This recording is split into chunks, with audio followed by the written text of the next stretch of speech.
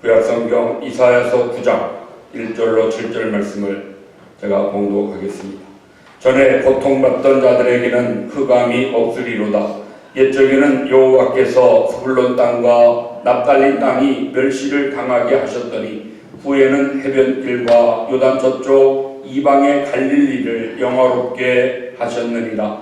흑암에 행하던 백성이 큰 빛을 보고 사망의 그늘진 땅에 거주하던 자에게 빛이 비치도다. 주께서 이 나라를 창성하게 하시며 그 즐거움을 더하게 하셨으므로 추수하는 즐거움과 탈취물을 나눌 때의 즐거움같이 그들이 주 앞에서 즐거워하오니 이는 그들이 무겁게 맨 멍에와 그들의 어깨의 채찍과 그 압제자의 막대기를 주께서 꺾으시되 미디안의 날과 같이 하셨음이니이다. 어지러이 싸우는 군인들의 신과 피 묻은 겉옷이 불의 솥같이 살라지리니 이는 한 아기가 우리에게 낳고 한 아들을 우리에게 주신 바 되었는데 그의 어깨에는 정사를 메었고 그의 이름은 기묘자라 모사라 전능하신 하나님이라 영존하시는 아버지라 평강의 왕이라 할 것임이라. 그 정사와 평강의 더함이 무궁하며 또 다윗의 왕좌와 그의 나라에 군림하여 그 나라를 굳게 세우고 지금 이후로 영원히 정의와 공의로 그것을 보존하실 것이라. 만군의 여호와 열심히 이를 이루시리라. 아멘. 찬양과 함께 찬양드리겠습니다.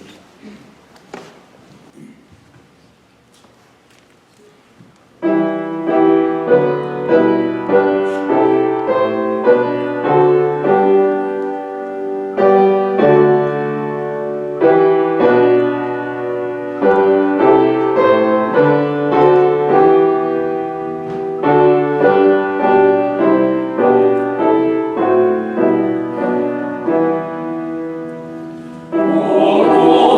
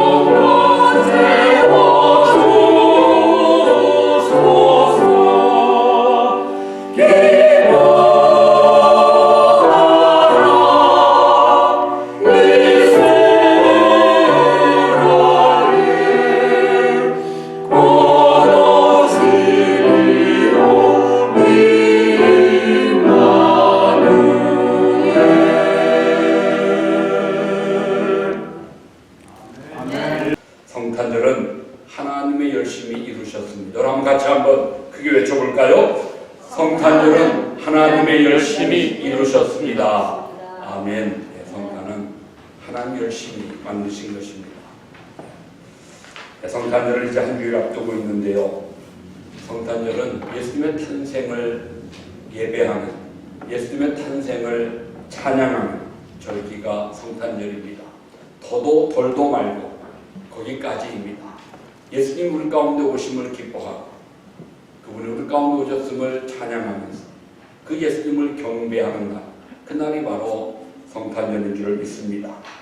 제가 말씀을 준비하면서 좀 성탄절에 좀 좋은 예화가 없겠는가, 이 책 저 책 여기저기 둘러보고 찾아보았습니다만은 다 거기서 거기에 딱 마음에 드는, 야, 이게 성탄이라는 이런 예화나 글들을 찾아볼 수가 없었습니다. 케르케고르이 참 이런 예를 하나 들었더라고요. 어느 왕이 시골을 민정시찰하다가 한 아리따운 시골 처녀를 보고 너무 마음에 들어서 왕궁에 들어와 어떻게 하면 그 아가씨를 함께 살 수 있겠는가 참 연구하고 이렇게 저렇게 하다 안 돼가지고 스스로 자기가 왕복을 벗고 평민되어서 그 시골에 가서 그 시골 처녀와 결혼하여 살았다. 마치 그것이 예수님이 하늘 보좌를 떠나 이 땅에 오신 성탄의 한 모습이라고 그렇게 예화로 설명한 것을 보았는데, 어찌 그런 정도가 성탄의 예화로 들어올 수가 있겠는가, 이런 생각을 할 수밖에 없더라고요. 요즘도 우리는 가끔 뉴스에도 보지 않습니까? 어느 왕자가, 어느 공주가 왕자와 공주의 신분을 버리고 평민과 결혼해서 그렇게 살더라. 영국 왕자도 그러고요, 일본의 공주도 그러고요, 그런 내용들을 보게 됩니다. 흔히 우리 주변에서 볼 수 있는 그 정도의 사건이 성탄입니까? 절대로 성탄을 그런 정도로 우리가 격화시켜서 그렇게 이야기할 수 없는 것입니다. 세상의 어떤 말로도 성탄의 그 놀라운 은혜를, 그 기적을 다 설명할 수 없다고 하는 것이, 저는 그것이 가장 정확한 표현이라고 생각되어집니다. 하나님께서 그 영광스러운 보좌를 버리시고 낮고 천한 인간의 몸을 입으시고 우리를 찾아오신 사건이 성탄인데요. 그것도 빈방이 없어서 정말 말들이나 소들이 먹고 자는 그런 마곡간, 또 그들의 먹이통인 구유에 태어나 눕히실 만큼 덮을 만한 천이 없어 우리가 참 강보에 휩싸였다. 강보가 무엇입니까? 더덕더덕 거지들이 끼워 이렇게 입는 그런 천을 강보라고 부르는 것입니다. 더덕더기 같은 천에 쌓여 구유에 누워있던 아기 예수의 탄생, 그분은 하나님이셨습니다. 그 하나님이 우리 가운데 오셔 이런 놀라운 역사를 이루시게 된 그날, 우리는 그날을 성탄이라 이렇게 부르는 것입니다. 우리가 크리스마스 장식의 꽃으로 알려져 있는 포인세치아, 참 아름다운 빨강색 꽃을 우리가 보게 됩니다. 그런데 이것을 빨간 꽃을 피우기 위해서 재배할 때에는 밤에 한 줌의 빛도 들어오지 않는 아주 캄캄하고 흑암 같은 곳에서 그렇게 오랜 시간 지나야 이 빛이 빨갛게 선명하게 재배된다고 하는 그런 내용을 볼 수가 있었습니다. 그래서 이것을 검정 비늘에 완전히 덮어놓기도 하고 박스에 집어넣어서 한 줄기 작은 불빛도 들어가지 아니하도록 그렇게 만들었을 때 이 빨간색 이런 포인세치아가 만들어진다. 저는 어떻게 생각하면 예수님의 오시는 성탄의 사건이 바로 이 포인세치아에 좀 가장 가깝지 않은가, 이런 생각을 하게 되었습니다. 흑암의 어두운 캄캄한 세상에 한 줄기 빛으로 예수님이 땅에 탄생하신 것입니다. 그 그것은 이 땅 위의 어두움 가운데 소망 없이 살던 우리들에게 하늘의 광명한 빛으로 역사하게 된 것입니다. 그래서 예수님이 오심은, 그분의 탄생은 우리에게 세상의 무엇과도 바꿀 수 없고 비교할 수 없는 기쁨이에요. 세상의 무엇으로도 줄 수 없는 평화예요. 우리가 가질 수 있는 최고의 희망과 소망이 되었다고 하는 것입니다. 어두움의 그 밤을 지낸 후에 아름다운 이런 빨강색 포인세치아가 피어나는 것처럼 우리 주님이 우리의 어두움을 밝히시고자 이 땅 위에 오셔서 우리의 마음의 주인 되어주시면 우리의 심령의 기쁨과 평화가 자리 잡게 되었다는 것입니다. 영국의 빅토리아 여왕이 민정시찰을 하면서 어느 집을 방문하게 되었습니다. 그 집은 너무나 믿음이 좋은 집이라고 그렇게 알려졌던 여인이 사는 집이었기에 그 여인에게 찾아가서 빅토리아 여왕이 물었습니다. 당신 집에 찾아온 손님 중에 최고의 손님이 누굽니까? 라고 물었습니다. 여왕은 속으로 생각하기를 예수님, 믿음이 좋은 여인이니까 예수님이라고 대답하겠지 기대하면서 당신 집에 찾아온 최고의 손님이 누굽니까? 라고 물었더니 그 여인이 예, 오늘 우리 집을 방문해 주신 여왕님이 우리 집을 찾아오신 최고의 손님입니다 라고 그렇게 대답했을 때 여왕은 실망했습니다. 겉으로는 기뻐한 척하면 속으로는 그런 예수님이라고 대답해야 되지 않는가 이렇게 생각했다는 거죠. 그래서 빅토리아 여왕이 물었습니다. 당신은 믿음이 좋은 여인인데 당신 집에 찾아온 손님 중에 최고의 손님은 예수님이 아니십니까? 라고 물었더니 아닙니다, 여왕님. 그분은 손님이 아니고 나와 늘 항상 함께하는 나의 주인이십니다. 그분은 나의 주님이시고 여왕님은 손님으로서 내 집에 찾아온 최고의 손님입니다 라고 그런 답을 했을 때 여왕이 너무 기뻐 극찬하고 큰 상을 주었다고 하는 이야기를 내가 얼마나 많은 예화집을 받겠습니까? 이런 예화들을 읽어볼 수가 있었어요. 사랑하는 성도 여러분, 예수님의 탄생의 기쁨을 우리가 갖기 위해서 정말 그분이 내 마음의 주인으로 나와 함께 하실 때 내 안에 누릴 수 있는 기쁨과 평화, 이것은 맛본 사람만이 이야기할 수 있는 축복이요 은혜라고 있는 것입니다. 오늘 저는 이사야 선지자의 말씀을 함께 읽었습니다. 주님 오시기 전 750년 전에 예언한 말씀입니다. 당시 저들은 큰 어려움 가운데 있었습니다. 아람 왕 르신과 북이스라엘 왕 베가가 연합군을 형성해서 유다를 침략해 왔습니다. 도저히 유다의 힘으로는 저 연합군을 싸워 이길 만한 그런 힘이 없었습니다. 전쟁의 공포와 또 전쟁 가운데 경제의 어려움으로 인해서 참 큰 이런 불안과 암담한 시절을 보내는 저들 위해 오늘 이사야 선지자가 저들에게 외치는 말씀이 이사야 7장 14절에 보라 처녀가 잉태하여 아들을 낳을 것이요 그 이름을 임마누엘이라 하리라 선포한 것입니다. 하나님이 너희들에게 승리를 주실 것이다. 연합군과 싸워 너희가 이길 것이라고 이사야가 예언할 때 어느 누구도 그 말에 동의하지 않습니다. 우리의 군대는 이거밖에 안 되는데 어찌 그 연합군을 우리가 이길 수 있습니까? 믿지 않고 반문하는 저들에게 이사야를 통해 약속하신 것이 처녀가 잉태하여 아들을 낳게 하겠다. 그 이름이 임마누엘이다. 처녀가 아들 낳는 것이 어렵냐? 너희 군대가 저 연합군을 이기는 것이 어렵냐? 생각해 보라고 던져주는 질문이 이사야 예언 가운데 나오는 말씀입니다.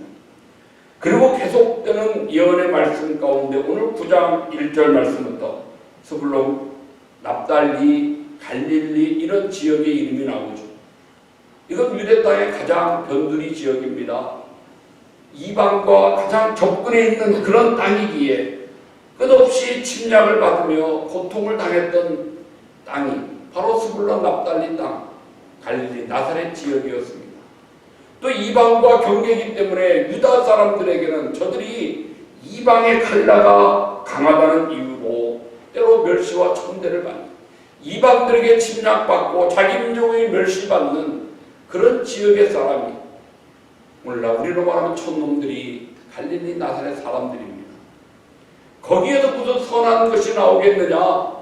사람들은 갈릴리 나사렛을 그처럼 비하했습니다. 무시했습니다. 그런데 그 갈릴리 나사렛에 어떤 일이 일어납니까? 오늘 이사야는 거기에 한 아기가 태어난다. 거기에 한 아들이 우리 가운데 올 것이다. 바로 그가 세상을 구원할 메시아요 예수 그리스도시라고 예언하며 외치는 것입니다.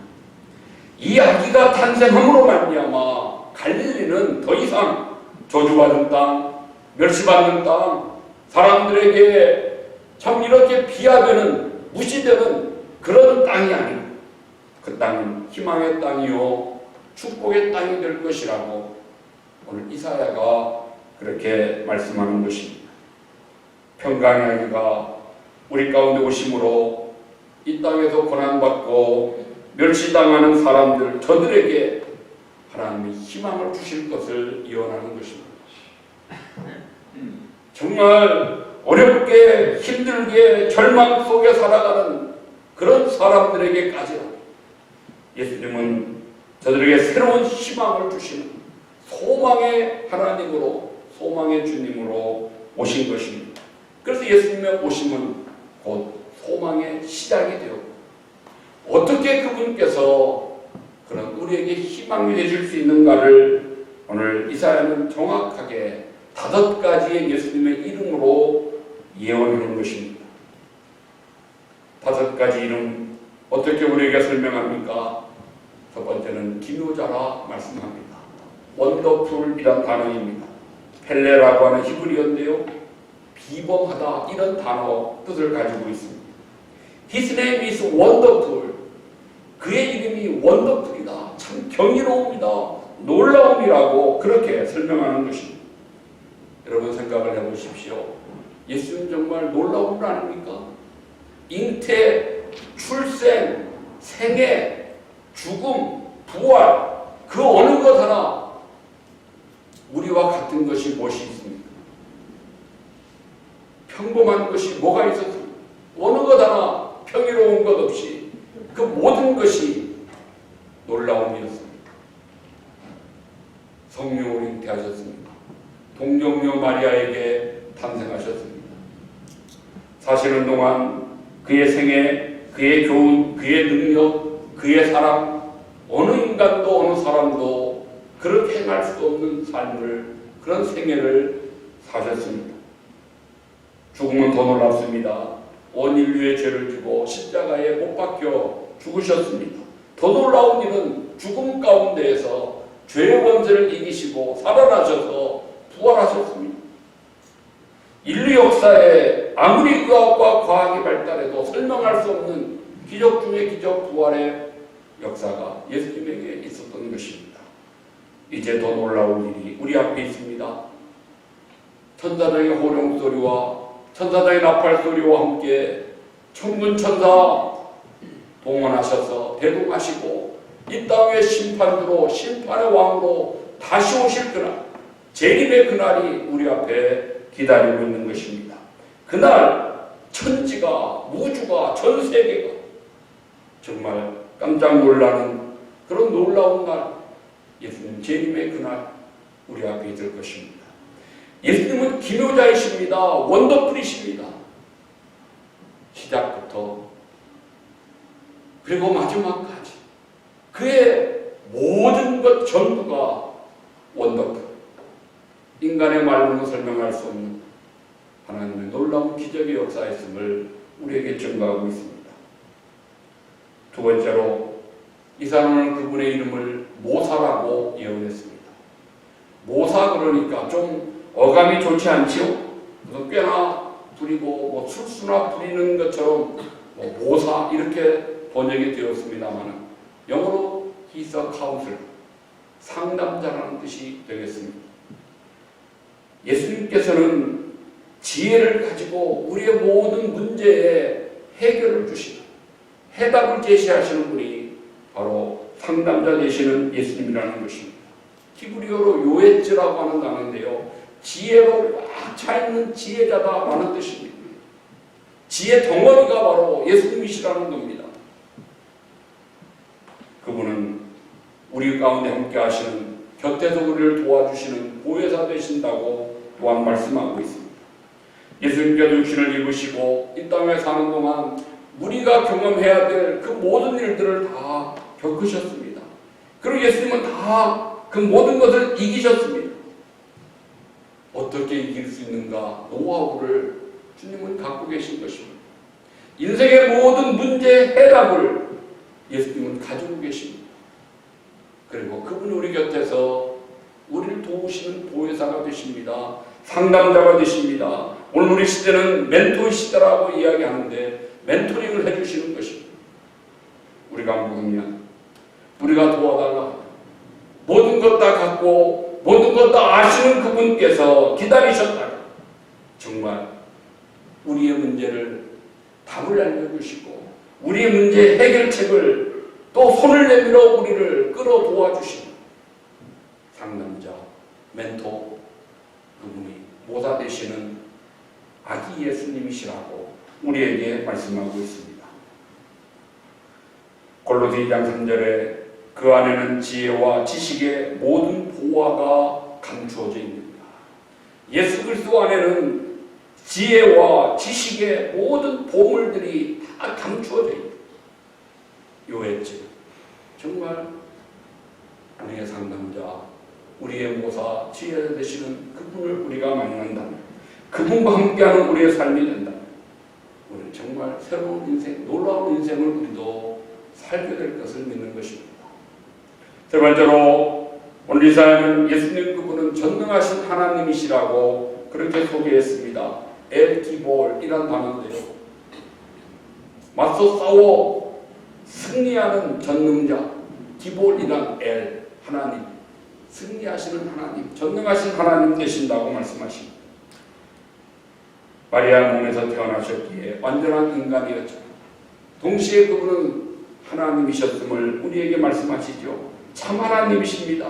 그러기에 그분은 나와 아버지는 하나, 나와 아버지는 하나라고 친히 증거하셨습니다. 하나님만이 하실 수 있는 일들을 수없이 우리에게 보여주셨습니다. 심지어 죄를 사하시는 권세도 분명하게 증거하셨습니다. 죽은 자도 살리셨습니다. 모든 자연 만물을 다스리셨습니다. 예수님 말씀 앞에 그 모든 것이 복종할 수밖에 없었습니다. 미래를 예견하시고 심지어 죽음의 권세를 이기고 부활하시고 전능하신 하나님, 그분이 바로 우리 가운데 오신 아기 예수님이시라고 말씀하십니다. 그러기에 그가 우리 가운데 오셨을 때 인간의 역사는 둘로 쪼개지는 것이죠. 두 조각이 나는 거죠. 그분이 오시기 전 before Christ와 그분이 오신 다음 아노 도미니로 나누어지는 것입니다. 왜요? 전능하신 하나님이 우리 가운데 오셨기에 인간의 역사가 새로 시작된 것을 우리가 알고 있습니다. 네 번째로 오늘 이사야는 아기 예수님 그분의 이름이 영존하시는 아버지라 말씀하셨습니다. 저는 이 말씀이 얼마나 감사한지 모르겠어요. 전능하신 하나님이 나와 관계없으면 무슨 의미가 있습니까? 남의 아버지면 내게 무슨 도움이 되겠습니까? 오늘날 우리들이 뭐 금수저, 흙수저 이야기하는데요. 금수저, 흙수저의 차이는 어디에 있습니까? 아버지가 누구냐에 달려있는 것입니다. 그 아버지가 누구냐에 따라서 그의 운명이 바뀌어지기 때문에 금수저다, 흙수저다 그런 말들을 하는데요. 예수님 그분은 우리에게 영존하시는, 영원토록 존재하시는 바로 내 아버지, 우리의 아버지시라고 그렇게 말씀하고 있습니다. 영원하신 분입니다. 승천하신 후에도 하나님 편에 계시다가 언젠가 다시 오셔서 우리와 영원히 함께 하시는 그분, 바로 영존하신 아버지. 그런데 그분은 우리와 동행하시고 우리의 필요를 채우시고 우리와 함께 완전하도록 우리를 보호하시는, 그분이 자비가 없고 사랑이 없으면 무섭기만 하다면, 때로 아버지들 중에 무섭고 그냥 엄하기만 한 아버지 참 가깝게 하기 어렵잖아요. 그런데 예수님 오셔서 우리 가운데 말씀으로 영존하신 아버지의 성품을 가르치실 때 탕자를 기다리시는 아버지의 모습으로 우리에게 말씀해 주신 것입니다. 집 나간 아들, 그 죄인이 회개하고 돌아오기만을 기다리시는 그 아버지의 사랑. 그리고 예수님은 제자들에게 내가 너희를 사랑하되 끝까지 사랑하였다. 끝까지 사랑하시는 그 주님의 사랑, 영존하시는 아버지의 사랑을 우리에게 말씀하시고 끝까지 우리들을 품에 품으셔서 마지막 십자가의 죽으심으로 우리를 향한 아버지의 사랑을 직접 증거해 실천해 주신 것입니다. 마지막 다섯 번째, 아기 예수님 그분의 이름을 평강의 왕이시라고 말씀하셨습니다. King of Shalom, Prince of Peace. 영어 성경에 그렇게 번역이 되어 있습니다. 평화의 왕자, 평강의 왕이시라고 말씀하셨습니다. 왕은 왕인데 뭐 잔인하고 뭐 무섭기만 하고 뭐 그런 왕이라고 하면은 뭐 우리에게 뭐 도움이 되겠어요. 그런데 그분은 아가의 모습. 여러분, 세상에서 가장 아름다운 모습은 아가가 잠들어 있는, 아가가 잠자고 있는 그 모습이라고 그렇게 평화의 모습을 이야기하지 않습니까? 그래서 예수님 탄생하시던 날에 천사들은 하늘에서 평화를 노래합니다. 지극히 높은 곳에서는 하나님께 영광, 땅에서는 기뻐하심을 입은 사람들 중에 평화로다, 평화. 그 평화를 주시기 위해 예수님 이 땅에 오셨고 그 평강을 우리에게 주시고자 십자가에 죽으셨습니다. 십자가는 하나님과 우리 인간, 그리고 인간과 인간 사이의 화평을 이루신 화목제물의 상징이 십자가인 것입니다. 예수님이 이루신 복음, 예수님이 이루신 십자가, 그것은 바로 화평을 성취하신 것이고 그 죽으심으로 이루신 화평, 평화를 성탄절 주님을 찬양하고 그분의 오심을 기뻐하는 성도들에게 최고의 선물로 주시는 것이 바로 평화인 줄 믿습니다. 땅에서 기뻐하심을 입은 사람들 누굽니까? 바로 저와 여러분 성도된 우리들 아닙니까? 우리들에게 예수님의 오심은 평화로다. 천사의 찬양이 오늘 우리들에게 찬양이요, 우리들의 감사요, 우리들의 믿음의 고백이 되어야 하겠습니다. 기묘자요, 모사요, 전능하신 하나님이요, 영존하시는 아버지요, 평강의 왕이신 예수님, 그분이 우리에게 오시고자 하는 그 모든 일에서 우리는 한 가지 생각해야 될 게 꼭 있습니다. 그분이 오신 동기가 무엇일까? 정말 그런 분이 왜 우리 가운데 오셨을까? 왜 하나님이 구유에 태어나셔서 강보에 쌓여 있을 수밖에 없었는가? 왜 그러셨을까? 그 이유, 그 동기를 오늘 이사야는 분명히 마지막 7절 결론에 우리에게 답을 주고 있습니다. 우리가 그분이 오시기를 소원해서 오신 것이 아닙니다. 우리가 그분이 꼭 와달라고 사정하고 부탁하고 뭐 기도하고 애걸 복걸해서 오신 것이 아니라는 것입니다. 우리가 뭔가 소원하고 기도해서 오셔서 십자가에 죽으신 것이 아닙니다. 우리가 그분을 환영했습니까? 아닙니다. 멸시했습니다. 비난했습니다. 모독했습니다. 침을 뱉었습니다. 돌을 던졌고 채찍질했고 십자가에 못 박았습니다. 그런데 예수님이 왜 오셨을까요? 오늘 7절에 만군의 여호와 열심히 이를 이루시리라. 만군의 여호와 열심히 이를 성취하시리라. 이렇게 우리에게 증거하고 있는 것입니다. 한 아기가, 한 아들이 우리에게 오실 때 우리가 소원하고 우리가 환영해서가 아니라 하나님의 열심, 그 열심히 이것을 반드시 이루실 것을 이사야는 예언하고 아멘하는 것입니다. 사랑하는 성도 여러분, 하나님이 이 약속을 이루시려고 얼마나 열심을 내셨습니다. 수없이 수많은 선지자들을 우리 가운데 보내셨습니다. 그리고 이 말씀을 계속해서 거듭해서 우리 가운데 증거해 주셨습니다. 하나님 얼마나 열심을 내셨는지 우리를 구원하기 위해서 예수님 땅에 보내시고 예수님을 십자가에 못 박으시고 정말 그렇게 하셔서 오늘 이 성탄을 우리가 맞이할 수 있게 된 것입니다. 그러게 우리는 성탄을 맞으면서 한 가지 마음에 결심해야 되겠습니다. 바로 하나님의 그 열심을 배우는 우리가 되어야 하는 것입니다. 성탄절이 우리에게 주는 믿음의 교훈, 믿음의 레슨이 있다면 바로 이 하나님의 열심을 너희가 본받고 배우라는 것이죠. 그 열심에는 사랑이 있습니다. 한 아들을 우리에게 주신 바 되었다.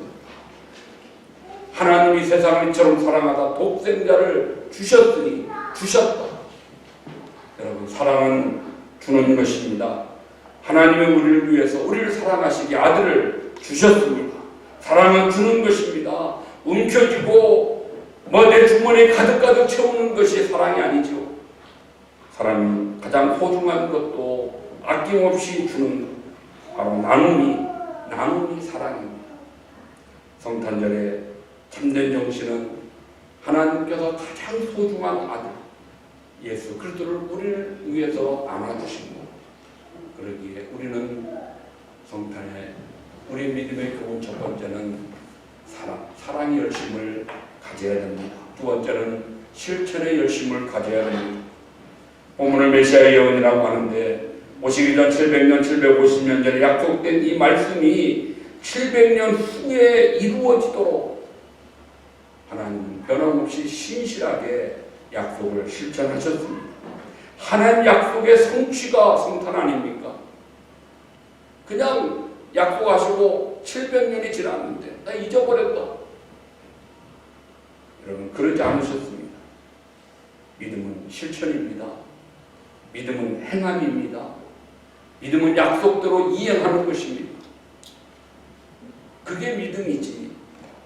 말하고 믿는다고 고백하면서 행하지 않는다면, 실천하지 않는다면 그게 무슨 말입니까?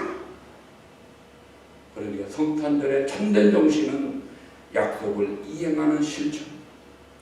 우리가 이 실천을 성탄의 레슨으로 마음에 품어야 되겠습니다. 마지막 세 번째, 구원의 열심입니다. 왜 성탄이 있었습니까? 죄인인 우리를 살리기 위해서 하나님이 사랑하신 것이고, 우리를 살리시려고 하나님이 약속을 이행하신 것입니다. 흑암에 행하던 백성이 큰 빛을 보고 사망의 그늘진 땅에 거주하던 자에게 빛이도다. 흑암에 그늘진 땅, 여기에 큰 빛으로 우리 가운데 비춰 어둠과 죽음을 몰아내시고 우리를 살리시는, 그래서 생명 주시고 평강 주시고 정의와 공의로 다스리시는 역사, 이게 성탄을 통해서 시작된 것입니다. 한마디로 우리를 살리셨다, 구원하는 일을 하나님이 하신 것입니다. 어둠을 밝히고 생명을 살리는 일을 우리는 전도라, 선교라 이렇게 이름하는 것입니다. 그러기에 성탄에 우리가 가져야 될 믿음의 교훈, 레슨이 있다면 우리를 살리신 하나님 그 은혜에 우리도 보답하는 마음으로 예수님을 전하는, 이 빛을 밝히는 전도, 선교, 이 사명을 감당해야 돼요. 이것이 성탄에 저와 여러분 우리들이 가져야 될 분명한 교훈이요 가르침인 것을 마음에 새겨야 되겠습니다. 이제 말씀을 맺겠습니다. 다음 주일 성탄절을 맞이할 때 오늘 본문에 주신 메시아 예언을 기억하면서 우리 가운데 원더풀로, 카운슬러로, 전능하신 하나님으로 영존하시는 사랑의 아버지, 평강의 왕으로 오신 아기 예수, 그분을 우리가 영접하고 그분을 기뻐하면서 그런 마음을 우리 가운데 갖게 하시는 하나님 열심을 우리도 품고 사랑하고 실천하고 전도하는, 사랑을 베풀고 하나님 앞에 믿음으로 실천하고, 그리고 이 사랑, 이 은혜에 증거하며 전도하며 선교하는 일에 더 힘쓸 수 있는 그런 저와 여러분 우리들 될 수 있기를 주님의 이름으로 축복합니다. 하나님 아버지, 오늘 부족한 종 우리에게 주신 귀한 말씀을 나누어 증거하였습니다.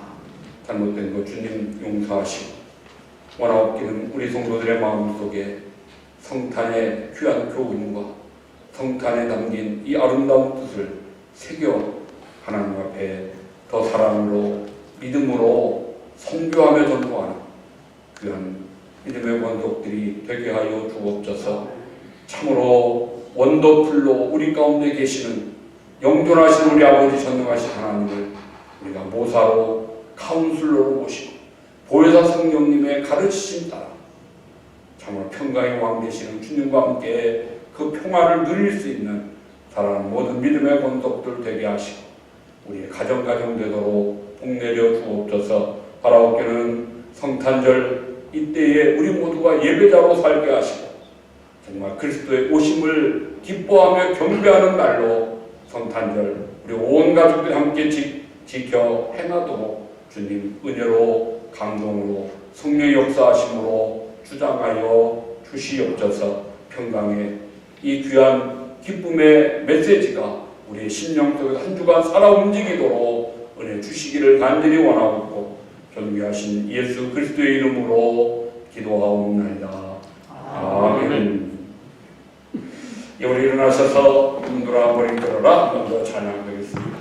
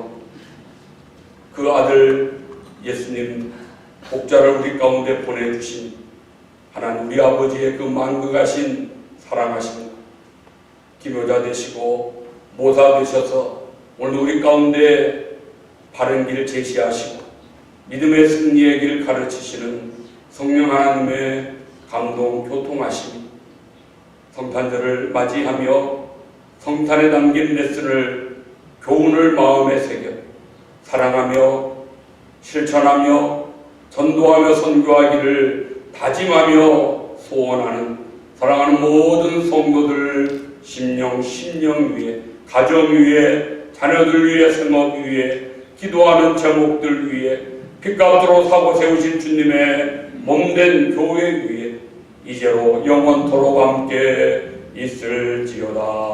아멘. 아멘.